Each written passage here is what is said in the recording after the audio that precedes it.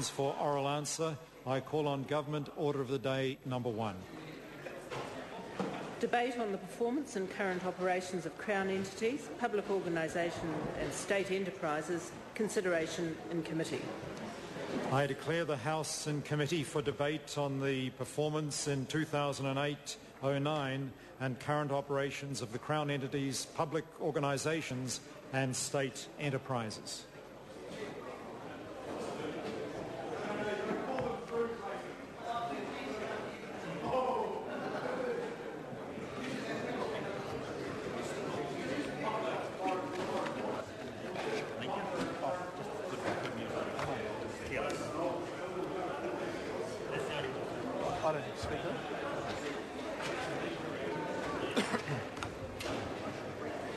Order, members. We're about to start on the committee stage. Those members who want to have a conversation, would you please vacate the chamber? That's for all those around me. Now, members, House is in committee for the consideration of the debate on the performance in 2008-09 and the current operations of the Crown entities, public organisations and state enterprises. The debate on the performance of Crown entities, public organisations and state enterprises is a series of debates on individual financial reviews of Crown entities, public organisations and state enterprises as reported by select committees. A total of 3 hours is allocated for the debate. The debate on the individual financial reviews should be relevant to their performance in 2008-09 financial year and their current operations. A member may have no more than 2 calls on each financial review.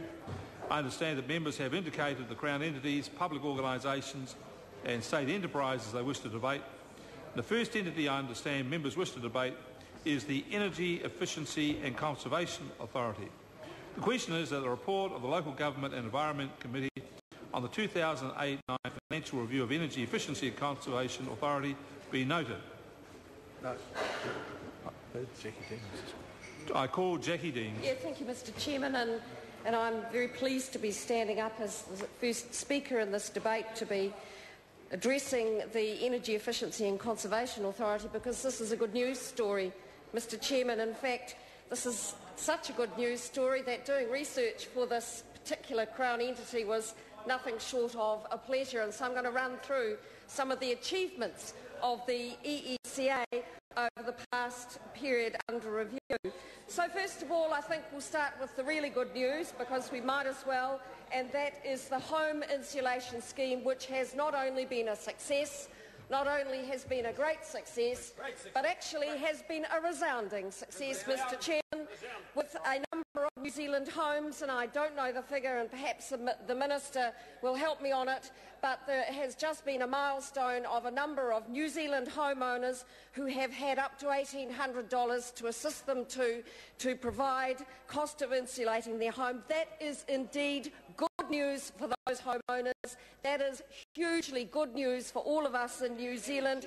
It will, and their children, my colleague so rightly points out, it's not just the health of the adults in the home, but it's the health of the children in the home, and that just shows that the Minister and the Chair, the Honourable Jerry Brownlee, cares about the health of New Zealanders. I think this is an excellent home insulation scheme, wildly successful and done by this national government.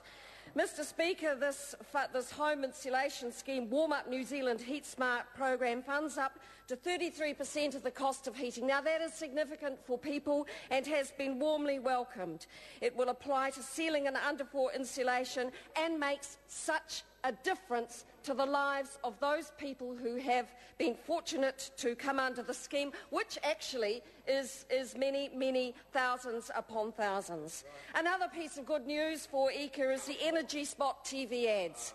That has been a wildly successful initiative where once a week a friendly face comes onto the screen and teaches us all. In fact, I've listened to it with great interest, with some good, sensible advice on how to actually save energy. It's not just talking about it, which the previous Labor government was very fond of doing.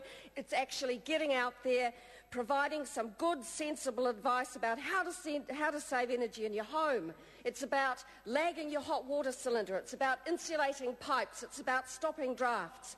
There is good, sensible advice for all of us about saving energy costs on the road, how to run our vehicles efficiently. See, I watched, I know how to do it. It's because of the Energy Spot initiative by ECA, and that is at the hands of the excellent Minister, Jerry Brownlee. As well as that, ECA provides advice on appliances with their energy rating labels. The more stars, the more energy efficient. That is something that I take note of, and consumers increasingly take note of that type of advice when buying their new appliances. But I have saved some of the good news to later in my speech. The Energy Efficiency and Conservation Authority won the award for the best government agency in the Vero Excellence of Business Support Award 2010. Now that is a wonderful achievement for ECA, and I'm going to take the liberty of quoting the Honourable Jerry Brownlee, who said, "This government is committed to making the best of its energy resources.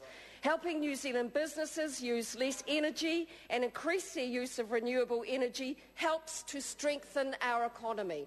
Mr Chairman, I would suggest to you that those are wise words on behalf of the Minister in his accepting the award for the best government agency. That is not just talking the talk, that is doing the business, Mr Chairman. There is so much potential to save energy, and successful businesses are the ones that focus on improving productivity and reducing waste.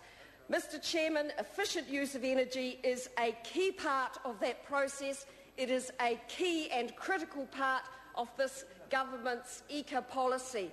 Mr Speaker, I want to just go back to the home insulation scheme because I think it is a cornerstone and critical part of the work that ECA does. Their Warm Up New Zealand initiative has been so widely welcomed. Now I'm going to talk about my part of the country, which is the South Island, which is the colder part of the country. The benefit that has been derived for homes who have made themselves have applied for and been given grants by providers under this warm-up scheme has been immeasurable. And I just again want to acknowledge the work of the Minister in this. The question is, those who support